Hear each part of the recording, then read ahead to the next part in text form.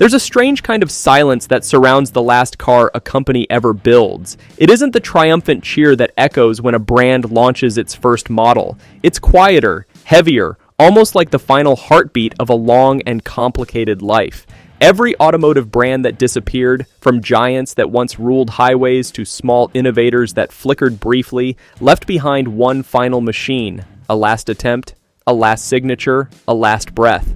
These final cars become symbols of both ambition and defeat, representing a moment where dreams collide with reality. When an automaker releases its final model, it's never meant to be the end. No executive walks out and claims, "This is the car that will finish us." But history writes its own version of the story. Some brands go out fighting, hoping that one last innovation might save them. Others exit quietly, releasing a model that seems ordinary on paper but carries decades of struggle within its design lines. Whatever the case, that last product becomes a reflection of the company's identity. Sometimes bold, sometimes stubborn, sometimes tragically outdated. From 1949 to 2025, the global automotive industry became a graveyard of once thriving brands. Hundreds of car companies vanished, each leaving behind a final machine as a witness to their downfall. The reasons are varied. Technological stagnation, failure to adapt to stricter emission norms, misjudged consumer trends, financial instability, and overwhelming competition from global giants. The pattern is ruthless. In this industry, innovation is a treadmill. The moment you stop moving, the machine throws you off. Some of the most iconic final models tell stories of companies that once shaped entire generations. Packard, for instance, once stood shoulder to shoulder with Cadillac. Its last offering, the Packard Hawk of 1958, was stylish and uniquely aggressive, filled with ambition. But ambition wasn't enough for a company drowning in debt. The Hawk shines today as a collectible, a spark that glowed brightly before fading out completely. Studebaker's final car, the 1966 Studebaker Cruiser, was practical, well-built, and modest. Ironically, it wasn't a bad car at all. The company simply ran out of time, squeezed between rising competition and aging technology. Pontiac, the brand that gave the world the GTO and Firebird, met its end with the 2010 Pontiac G6. A rental fleet car that symbolized everything the brand had become. Not exciting, not risky, just there. A far cry from its glory days. Saab's final release, the 2014 9.3 Aero, was the opposite. Quirky, brilliantly engineered, and utterly Saab. Fans loved it, but engineering excellence couldn't save a company suffocating financially. In Australia, Holden's last stand was the 2020 Commodore, a car that wasn't even built on Australian soil. Once a national icon, Holden became a victim of globalization. Some final cars represent declining legends rather than dead brands. Mitsubishi still exists globally, but when the Lancer bowed out of the US market in 2017, it marked the end of an era. The Lancer faded not suddenly, but slowly, neglected for years until its spark disappeared. The 2020s accelerated automotive extinction more brutally than any decade since the oil crisis. Electric vehicles reshaped the market, emission laws tightened, and consumer expectations evolved faster than many companies could handle. Smart's last gasoline model in 2019 signaled the end of micro ICE cars and the beginning of its fully electric rebirth. Datsun's final model, the Redigo in 2022, represented a short-lived resurrection that nostalgia alone couldn't sustain. Ford's final Indian market EcoSport in 2021 left millions of customers disappointed as the brand withdrew from the country. New age companies weren't spared either. Lordstown's endurance truck was supposed to revolutionize the EV pickup segment. Instead, it became the final chapter of an ambitious startup overwhelmed by mismanagement and technical setbacks. Dozens of EV startups around the world followed similar paths between 2020 and 2025. Prototypes were unveiled, promises were made, factories were announced, and then silence. Their final vehicles, some fully built, others frozen in pre-production, tell a modern story where innovation and financial reality collided head-on. But beyond technology and economics, the end of a car company carries heavy emotional weight. A final car is more than just a machine. It becomes a grave marker and a time capsule. When factories close, workers often sign their names inside the final chassis. Families gather outside the gates for a last look, and entire towns lose the industries that sustained them for generations. Automotive death isn't just about metal and money, it's about people whose livelihoods were tied to that assembly line. At the core, car companies die for only a few fundamental reasons. Some fail to evolve and get crushed by competitors who innovate more quickly.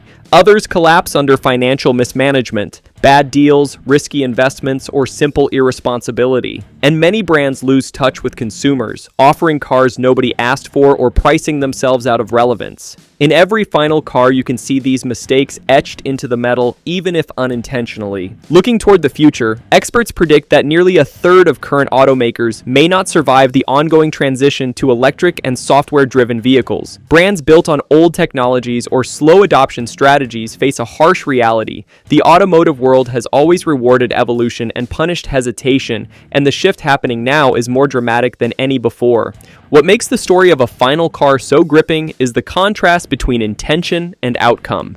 No engineer sketches a design thinking, "This will be the last thing we ever build." Every bolt tightened, every line sculpted, every test performed is fueled by hope, the hope that this model might be the one to turn things around.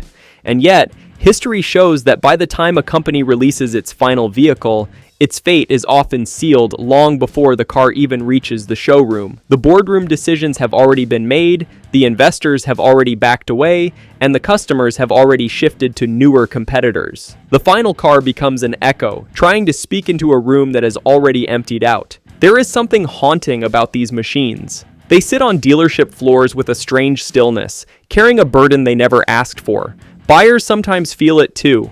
There's a story repeated in automotive circles about people who unknowingly bought a brand's final model, only to learn weeks later that the company had died. Some react with pride. They own a piece of history. Others feel betrayed, left with a car that suddenly has no future updates, no new parts, no brand identity left. These vehicles become orphaned overnight, turning thousands of loyal customers into unintended historians of a lost brand. For many companies, the downfall begins in small ways that go unnoticed.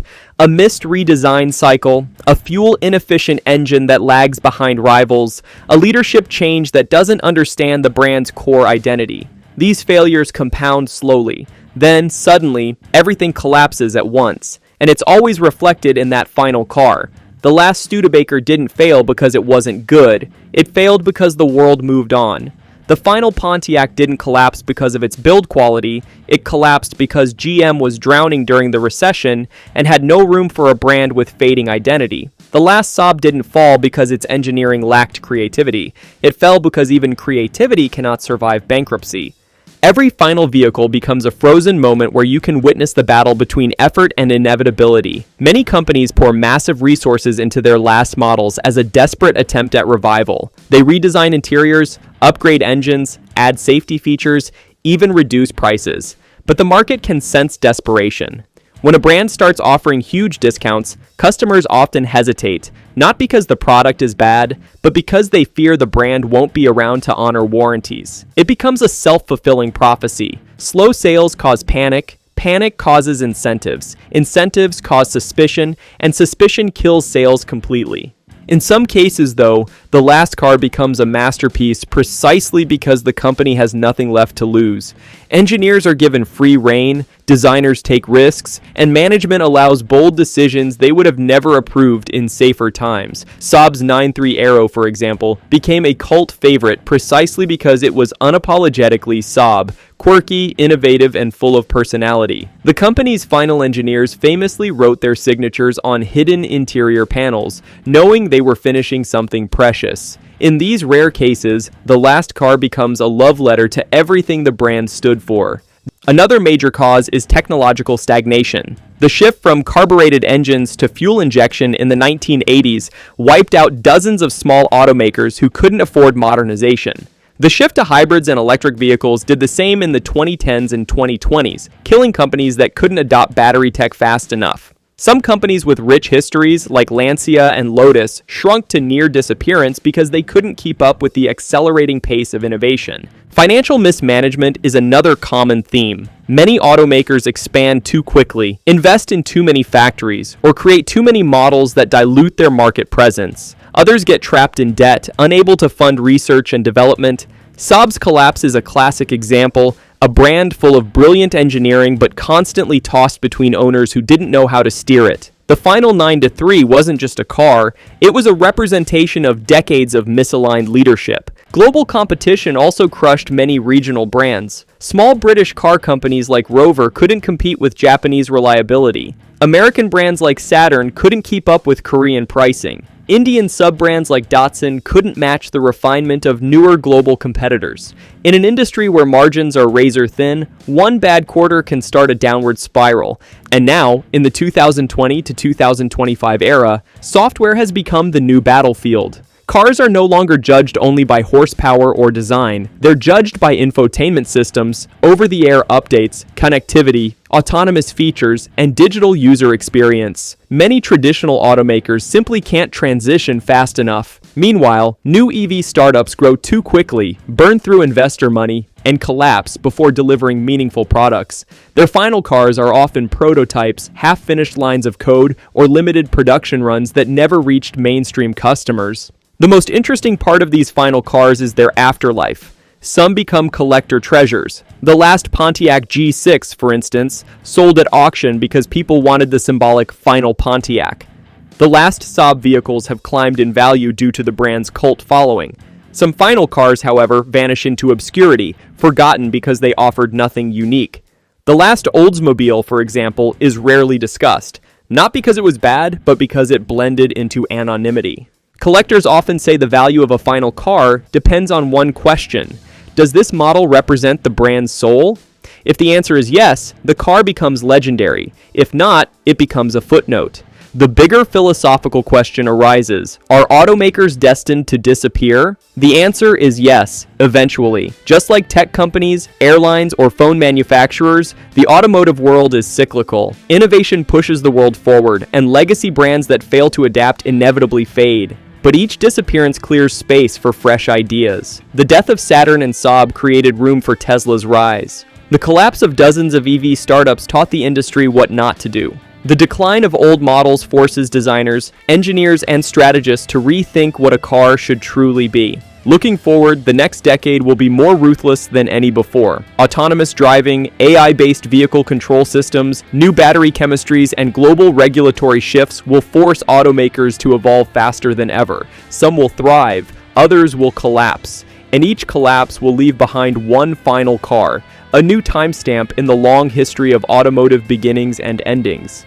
In the end, these stories remind us that cars are more than machines. They represent ambition, national pride, engineering genius, human error, economic pressure, and the strange mix of courage and stubbornness that defines innovation. Every final model, from a forgotten sedan in India to a legendary performance car in America, tells a deeply human story. A story of people who tried, people who fought, and people who, in the end, left behind a final creation that survives even when the company doesn't. In the end, the last car of a dead automaker is never just the last car. It is the closing chapter of a story filled with dreams, victories, failures, and human ambition. These machines may rust away, sit forgotten in scrap yards, or end up preserved in museums, but the legacy they carry remains powerful, because every final model, from Packard's Hawk to Datsun's Ready Go, from Saab's 9.3 to Lordstown's Endurance, tells a story of what a company was, what it tried to be, and what it ultimately couldn't overcome.